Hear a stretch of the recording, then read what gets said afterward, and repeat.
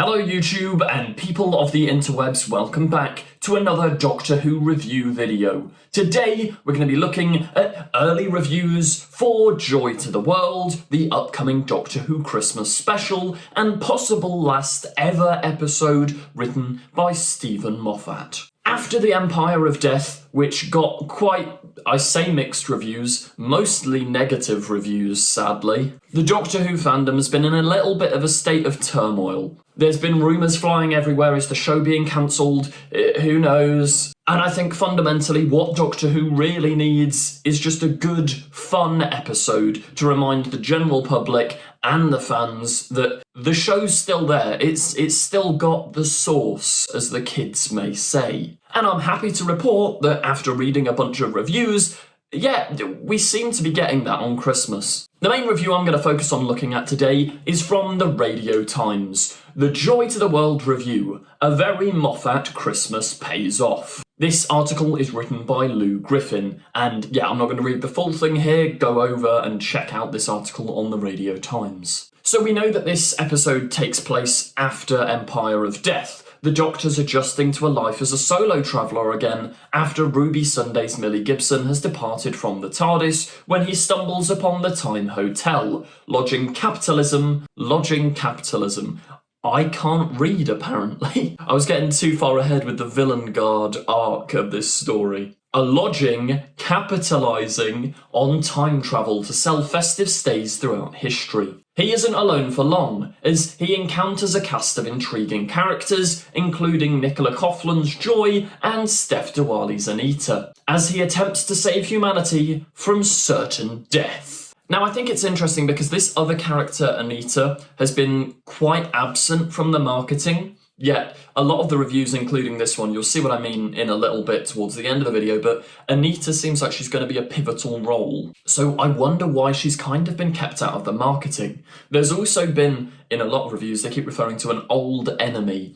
Now, on the surface, you got to go, oh, is that Villain Guard? Because, or as Shooty says, Villain Guard. Because we know that that big evil tech company is back. I say tech company, that makes it sound like something from Elon Musk. It's more of a weapons manufacturing company. But I don't know, I'm not entirely convinced that there isn't an actual returning villain rather than just the corporation, but you'll see more about that later. While the episode verges into the frantic at points, that's just Doctor Who for you really, isn't it? I mean, when is Doctor Who, especially on Christmas Day, not at least a little bit frantic? It's forgivable for a Doctor Who Christmas episode, especially one that covers thousands of years. We've got festive adventures to have after all. The cast are also wonderful. That's good to hear. Although they do say that Nicola Coughlan was underused, which that's a bit of a shame. I mean, maybe we're going to get a sort of Catherine Tate-Donna type scenario where, like, Donna was used in The Runaway Bride, then came back in a future season.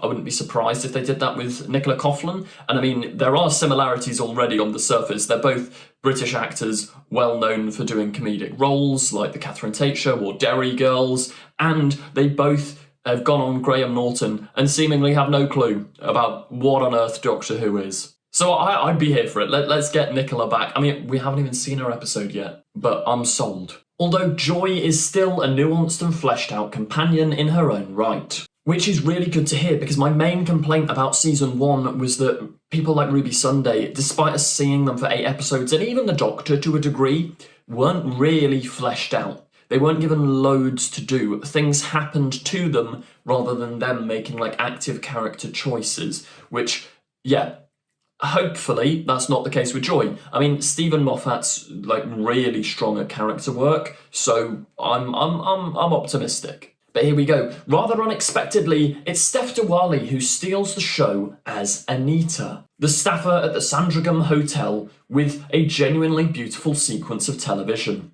Publicity around this episode hasn't focused much on her character, maybe intentionally, so this is what I'm talking about. She's clearly playing a big role. She has something important within the narrative to do, but they're keeping her under wraps. And you know what? I quite like that, because this doesn't spoil anything. It doesn't give away what happens with her and the Doctor, but the very fact that she gets the big scene at the end makes me wonder, does Nicola Coughlan's character Joy maybe like die or get trapped in time and space or something, because you'd imagine that she's the sort of full-time companion for this episode.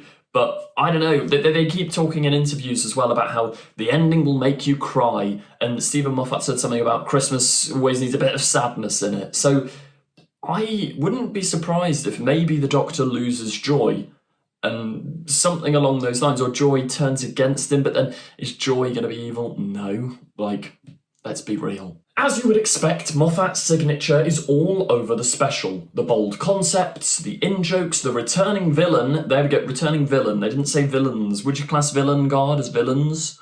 Are they villains, Guard, or just villain? But most of all, the heartbreaking twists.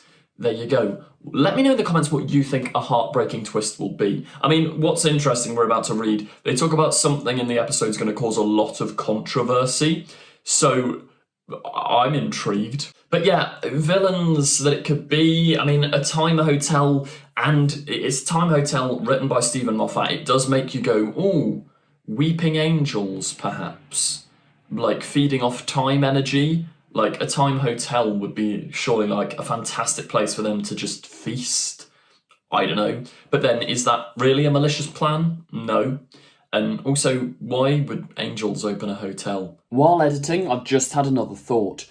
If it is something like the Weeping Angels, it's Christmas. I think I talk about it later in the video, but this theory that this is going to sort of set up the nativity, like the Doctor's going to go back to the nativity. If it's Weeping Angels, they could literally be the angels that were seen in Nazareth or where at Bethlehem, wherever the angels were. It could be. Did you see what I mean? The tying of it all together. Angels are quite Christmassy anyway. You've had the heavenly hosts in Doctor Who before. The more I think about it, the more I wouldn't be surprised if the Weeping Angels have something to do with it. I don't get your hopes up though, because I think it's probably unlikely, but it's a distinct possibility. Although we've had a lot of praise for the episode, that's not to say it's perfect though. The ending will require a bit of generosity from the viewer as it attempts to wrap everything up into a neat Christmas gift, and the final scene particularly might provoke a few eye rolls. That has immediately conjured up in my head, okay, we're going to get tears at Christmas, I think Joy is going to die at like just before the third act properly kicks into gear, like a shock death. We know how much Stephen Moffat loves to do that. He did it to Ruby Sunday in Boom as well. Like, Joy's going to die, and the final scene is going to be some ridiculous time travel Christmas contortion to bring her back to life and make everything all happy again, and she chooses not to travel with the Doctor, which is why I think there's going to be eye rolls, because they're talking about Moffat tropes. The biggest Moffat trope is companion dies and we bring them back. I reckon that's where we're going. A larger point is there's a big emotional moment towards the end that will likely divide viewers, maybe even feeling insensitive and jarring to some. Ooh, that could be referring to maybe bringing someone back to life on Christmas Day. Would that be considered offensive? Maybe by certain people.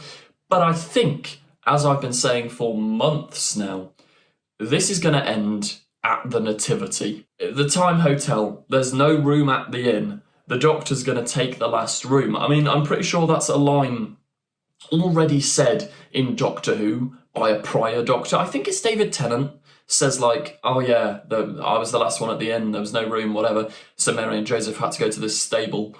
I think that's where this is going, especially when you consider the only things we know about the episode, the star seed will bloom. That star seed, the thing that's going to boom, cross time and space, possibly wipe out humanity, that's going to be the Star of Bethlehem. If they're time travelling, they're going to go back to the year 0, I suppose, whenever the Nativity was, and it's going to kick off from there. And, I mean, joy to the world, not only as a pun on Joy the name, but also maybe on the fact that this is going to show what kicked the events of the Nativity into gear, which would certainly feel a little insensitive to certain people. And we know Stephen Moffat isn't shying away from talking about religion and discussing it. Like, look at Boom, for example, that already warranted complaints. So, I don't know, I'm optimistic and I'm excited. If handled well, I think that's a really cool idea, but they'd have to do it sensitively. Anyway, that does bring us to the end of this video. If you did enjoy, as ever, please do remember to like, comment, subscribe and share. Our Doctor Who fan film, Echo's Destiny Part 1, is coming to YouTube on Boxing Day, so make sure you're there. You don't want to miss it. It's 2 years of my life. Please watch it. It's got to be worth something. Please. Thank you for watching and goodbye.